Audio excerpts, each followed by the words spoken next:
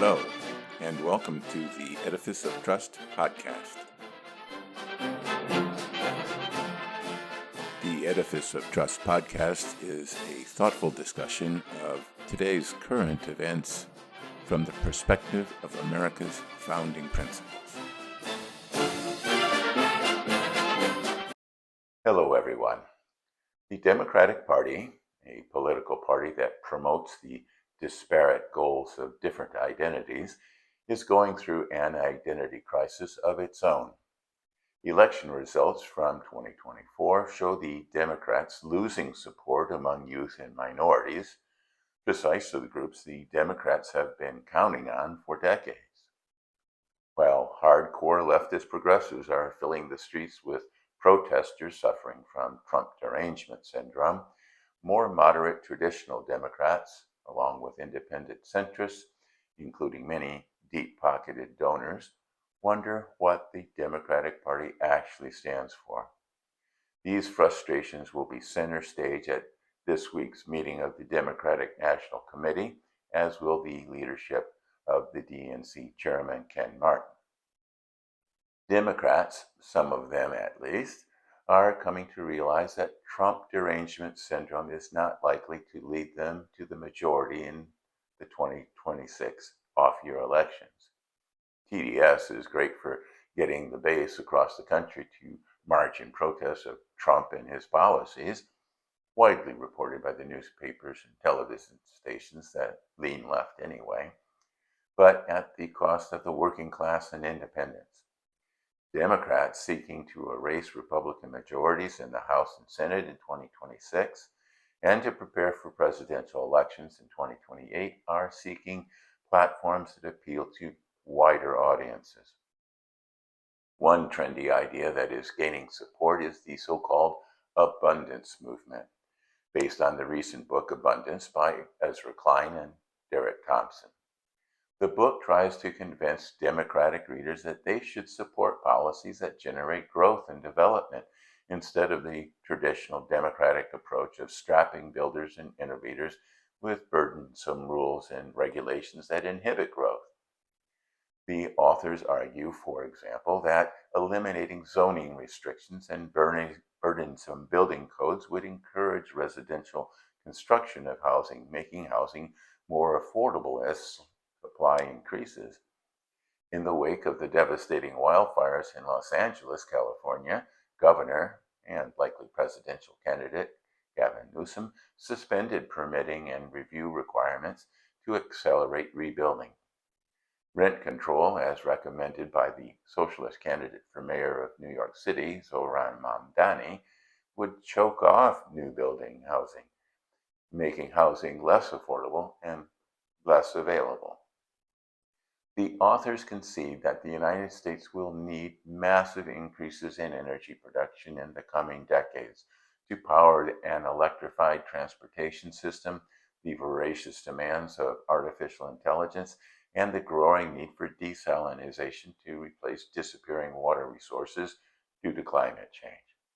They also admit that this need will outstrip the ability of wind and solar energy production. They assert that, quote, simply put, energy abundance might be the single most important technological bottleneck of our time, unquote. Given that the authors of Abundance admit that economic growth, building infrastructure, and producing energy are essential to the abundant future they envision, one would think that the general public and even some Republicans would be supportive of the abundance agenda. A new bipartisan Build America caucus has just been formed in the House of Representatives.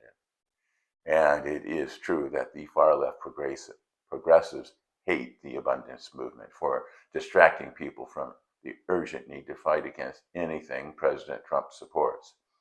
But a lot of the abundance agenda is little more than wishful thinking. First of all, the authors believe that government will be the driving force behind this movement, despite the fact that most of the changes they propose is to get rid of the rules and regulations imposed by government that stifle growth and progress. There is no such thing as a lean and mean bureaucracy.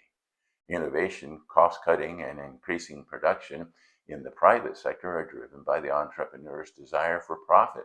And that means competing against other companies to make things or provide services the public wants.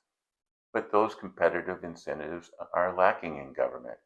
Government workers benefit from expanding the scope of bureaucracy if they want to move from grade 12, step 10 to grade 13, step 1, not by serving the public.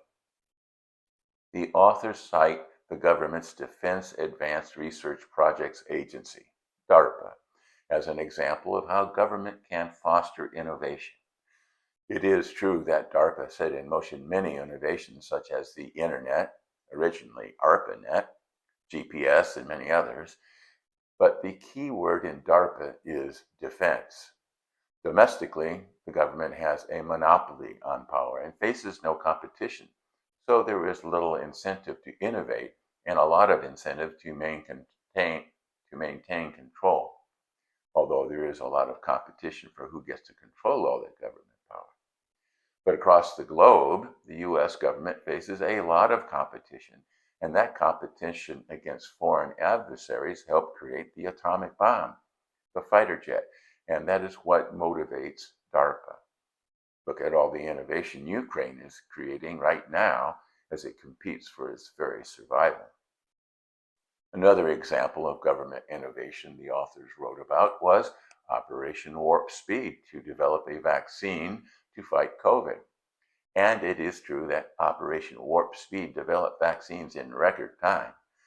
But it was the private sector companies that developed the vaccines and the government eliminating the hurdles it imposes and accelerating its approval process that made such rapid development possible.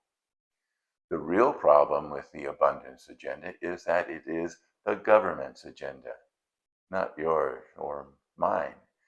The authors support the government's key role in the abundance agenda because they believe, naively perhaps, that the government's agenda and their agenda are perfectly matched. In closing, they quote Marx's Communist Manifesto that the search for profit was, quote, fettering the economy, unquote, preventing the most wondrous and useful technology from being developed.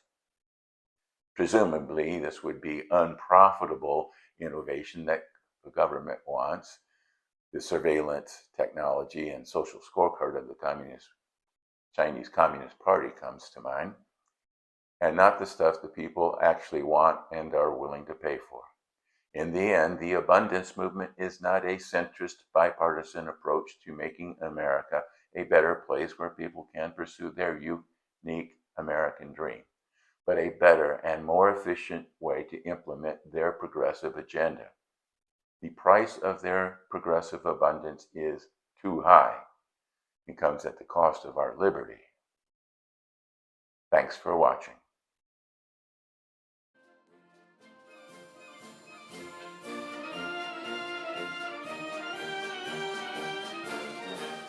Links to source material used in preparing this podcast can be found on my website, www.edificeoftrust.com.